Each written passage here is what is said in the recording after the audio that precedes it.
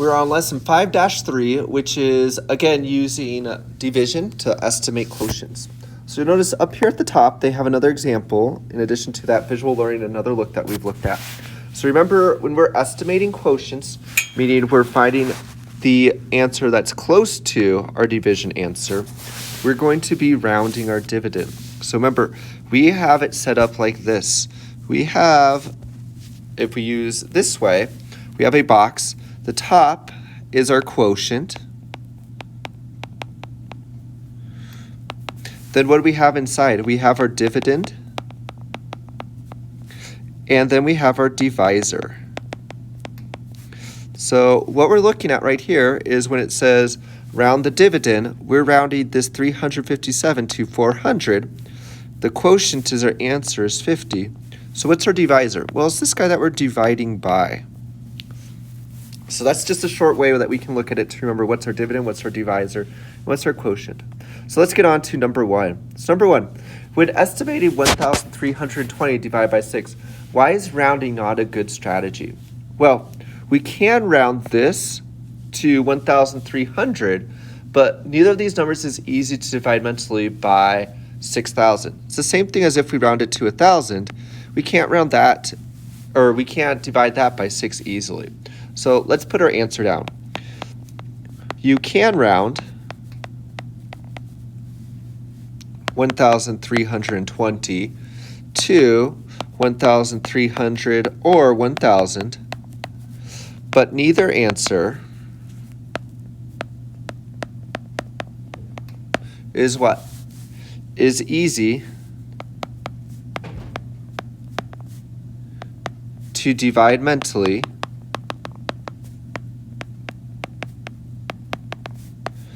by 6. So that's the whole purpose when we estimate or we round is to find a number we can easily divide in our head. So number two, when dividing a 4-digit number by a 1-digit number, how many digits can the quotient have? Well, the quotient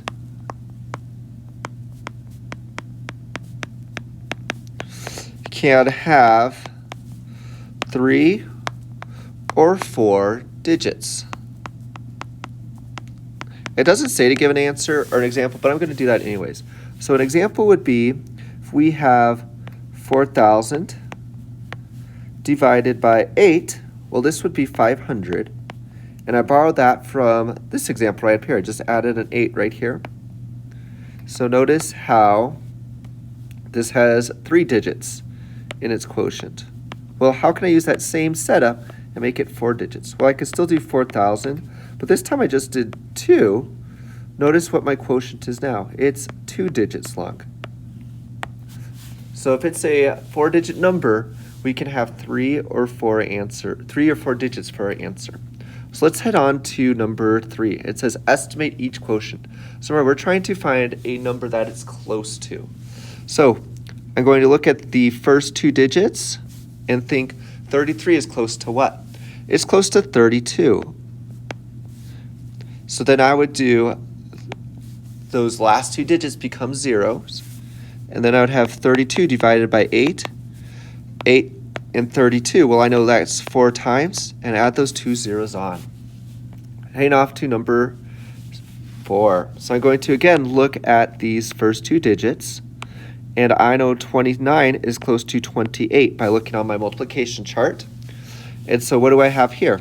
Well, I have 28, and I add those 2 zeros, because my other place values will become those zeros, and then I divide it by 7. So what is that? Well, 28 divided by 7 is 4, and I add those 2 zeros back on. Heading off to number 5. I look at those first 2 digits. 55 is close to what? Well, on my multiplication chart, if I go to my 9s column, I see 55 is close to 54, and then I change all the other digits to 0, so 54 divided by 9, I see is 6. And then I add that 0 back on. Number 6, this one's a little different. I'm going to look at these first 2, and I can think, well, 77 is close to what? It's close to 80. And then I add those zeros back on. But notice, I don't know a number that 4 goes into 80, but I do know 4 goes into 8 2 times. Now I can add those 2 zeros back on.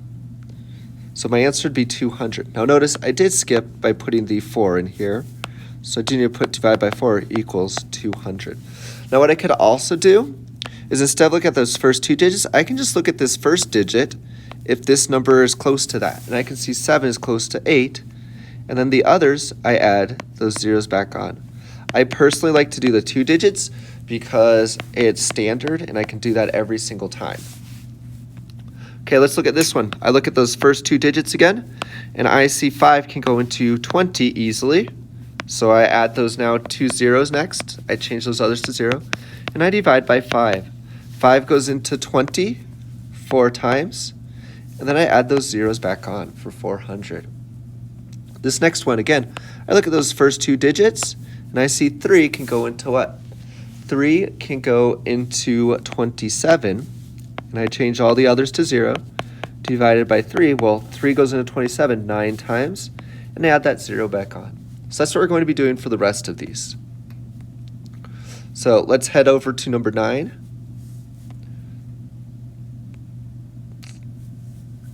And we're actually going to do them kind of out of order. We're going to leave these 4 up, and I'm going to do them in groups of 4. It's just not going to be 9, 10, 11, 12. It's going to be 9, 10, 13, 14. So let's check. 2 is close to what? Well, 60 is close to 61. And I know 2 goes into 6 how many times? Well, it goes in 3 times, and I add that 0. Let's go to this one. This one you'll notice we have several ways to do this. So I'll show you several of them. I'm going to look at those first 2 digits, and I see 7 could go into 77 11 times. So then I add those 2 zeros. What you could also do is you could see, well, 7 goes into 7 one time. So you could have estimated this to be 7,000. You could have noticed that 7 goes into all of these really nicely if they're all become 7s. So you could have also changed it to this. So notice there's several ways that you can estimate, and you're just seeing if your answer is close to it. So now let's head to our next one, which is 13. So 9 goes into what? 56. Well, that is close to 54 by looking at my multiplication chart, and I add those 2 zeros. And now I divide it by 9. 54 goes into 9 how many times? 6. And then I add those 2 zeros. This next one, 6 goes into 54 how many times? It's almost the exact same thing as this over here. It's 54. And then you'll notice it's going to equal 9 because these are just the opposites. So now let's head to our next ones over here. 6 goes into 36. Well, that's 36. And 6 goes into 36 6 times, and add those 2 zeros. I look at the first 2 digits. 8 goes into 49, about 48, and I add that 0. And that's going to be 6, and I add the 0 on. Now let's look. 50, that's close to what number in the 7s column is close to 49. So I now add that 0 on, and I divide by 7. So my answer is 7, and I add that 0. This next one, 92 is close to 90, divided by 3. 3 goes into 9 3 times, and I add that 0 back on. Now let's head off to number 17. 3 goes into 64. Well, we look at those first 2 digits, and 64 is close to what? It's close to 60. And then I add that 0 for that 7 because I'm estimating. And then 600 divided by 3. 3 goes into 6 2 times, and add those zeros back on. Now we look at our first 2 digits over here for 18. 39, well, that is close to 40. And I add those 2 zeros, and then I divide it by 8. 8 goes into 45 times, and then I add those 2 extra zeros. Number 19 now. I look at those first 2 digits. 22 is close to 21, and I add those zeros back on for the 4. Divided by 3. 3 goes into 21 7 times, and I add that 0. My last one on this page, 24 is close to 25, and I add those 2 zeros for 30 and for 38. 2,500 divided by 5. 5 goes into 25 5 times, and add those 2 zeros. So now let's get to our slightly harder parts, which are these math problems. So we have Laura's dog eats 1 bag of dog food every 6 days. About how many dog bags will her dog eat in 1 year? About how many bags will Laura's dog eat in 10 years? Well, what do we have? First, we have to figure out 1 bag of dog food in 6 days. So, since it says this word about, we need to figure not the exact answer, but what it's close to. So, what's one thing that we can do? Well, the first we need to do is we need to figure out how many weeks there are in a year. So there's 52 weeks in a year. So let's think about this. We need to do 52 divided by the number of weeks. Or another way we can do it is we can figure out how many days there are in a year. So let's look at that, because 52 doesn't seem like it's an easy number for me to work with. And then I'd have to change this to, instead of days, I'd have to change it to weeks. So let's think about how many days there are in a year. There's 365 days per year. And notice, this one's going to be easier because 36 is one of my factors. So let's start with that. We'd have 365 divided by 6, and then we're estimating, so 365, well, that's close to 36, and I add that 0 divided by 6. So what would that be? Well, that's going to be 60. 6, and add that 0. So about how many bags in a year? It's going to be 60 bags per year. And then what's my next part? Well, my next part says, how much will it eat in 10 years? Well, this is per year. That would be 60 times 10, because there's 10 years, which would be 600 bags in 10 years. So now let's head off to number 22. During the school year, a bus driver made 7 trips to the museum. The distance from the school to museum is 36 miles. How many miles did the bus driver make in 7 trips? Well, the first thing we have to think about is if here it doesn't tell us where he starts, but let's just say, oh, it does, perfect. He starts at a school, and then he goes to the museum. Now, he doesn't just leave the kids there, he has to take them there and back. So he travels 36 miles there, and he travels 36 miles back. So together, he does 36 plus 36. He travels 72 miles total. Now this one doesn't say about, so we have to find the exact answer. So he's going to do this right here. He's going to do that 7 times. So we need to do 72 times 7. 7 times 2 is 14. Regroup that one. 7 times 7 is 49. Plus 1 is 50 for 50. So he's going to travel 504 miles for this adventure. Now let's head off to number 23. Use a vocabulary word to complete the sentence. Multiplication and division are blank operations because they undo each other.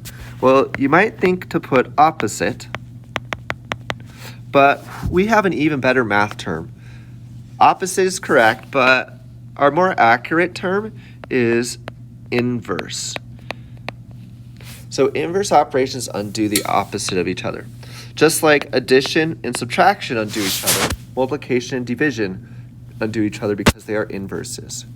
Now, for 24, Ramon's sister wants to buy a car that costs $7,993. She earns $9 for every hour she works. About. So this means I'm not needing to find the exact answer. About how many hours must Ramon's sister work to earn enough money to buy the car? Well, what I have is I have 7,993 divided by 9. And I need to figure out what it's close to. So just like before, I look at those first 2 digits and I think, what is 79 close to? Well, that's close to 81 in the 9s column if I look on the chart. So I add those 2 zeros. And now 81 divided by 9 is equal to 9. And I add those 2 zeros. So man, it's going to take a long time. It's going to take her 900 hours to earn that car. But at least she'll have a car at the end. So let's head to 25. 8 students can sit at one cafeteria table. about how many tables are needed for 231 students. So again, we have this word about, so it doesn't mean we need the exact answer. So we have 231, we're breaking up into groups of 8. So we're going to look at those first two digits, and that's going to be 24 that it's close to, and I change it to a 0. So now what do I have? Well, my answer is 30. So we need about 30 tables. And then how do I know it's correct? 240 is close to 231. So now let's head off to number 26. At camp summer fun, 4 campers share a tent. The camp is expecting 331 campers. About how many tents will they need? Well, the actual number of tents needed be more or less. Well, there's this part right here, which is a second question. So I'm going to ignore it right now just so I don't get overwhelmed with information. So we have 331 campers, and we're breaking them up into groups of 4. So this is my division problem. Again, since we have about, we don't need the exact answer. So I'm going to look at these first two digits and see 33 is close to 32. So now I have 320 divided by 4. Well, that's about 80. So we'll need about 80 tenths. So now let's look at this next part. It says about how many tenths will be needed. We've done that, so let's put a check mark. Then it says, will the actual number of tenths be more or less than your estimate? So let's think. Did we round this up or did we round it down? We rounded it down, which means there's going to be in our estimate less campers than there should be. So what does that tell us? We'll actually need more tenths. So let's put that down. We will need more tenths, and then our reasoning, because we rounded, and I'm going to just block this off. We rounded down. This means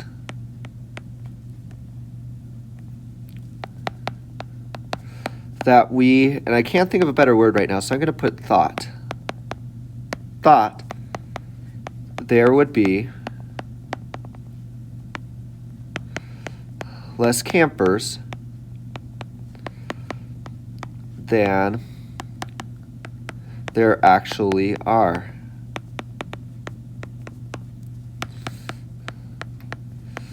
There are 333, not 320. So we need, extra tenths for those 11 campers. Now, I'm sure you could have written it more precisely than that, but that is what I have for our higher order thinking. So now let's head off to number 27. Select all the estimates, all the statements with correctly estimated quotients. So again, let's check. We look at those first two. This would be 32 with 2 zeros. So 8 divided by 32, well, that would be 4, and add those 2 zeros, which looks like this one's good. This one here, 17, is close to 16, and add those 2 zeros. So then I would have 4, because 16 divided by 4 is 4, and add those 2 zeros, which is not 600. So this one is not correct. So now let's check this next one. 32 is close to 30, and add that 0. 5 goes into 30 6 times, and then I add that 1 0. They're trying to trick you by adding 2 here. 17, or 1,423 is close to 14, and add those 2 zeros. So my answer is going to be 14 divided by 7 is 2, and add 2 zeros. And they have 300 instead of 200. So let's check our last one. 42 is close to 42, and add those 2 zeros, divided by 6. 42 divided by 6 is 7, and add those 2 zeros. So our answer are the top one and the bottom one. Number 28, select all the statements with correctly estimated quotients. 58 is close to what? Well, it's close to 63. It's also close to 56. So since it's close to 56, I'm going to put that one there. And then I add those 2 zeros, divided by 7. 56 divided by 7 is 8, and add 2 zeros. This one is not close to 800. The next one, this is close to 20, and add those 2 zeros. 2,000 divided by 4, well, that is 5, and add those 2 zeros on. So I see this one matches. This next one, 88, well, that's close to 90, and I add that 0. 9 divided by 3 is 3, and add those 2 zeros for 300. So let's mark this one off. My second to last one, 48 is close to 48, which I can divide by 6. So that's going to be 8, and add 2 zeros. Ooh, they forgot a 0 right here, so it won't be this one. And my last one, 2,417 is close to 24. Add 2 zeros on. We divide it by 8. So what do we have?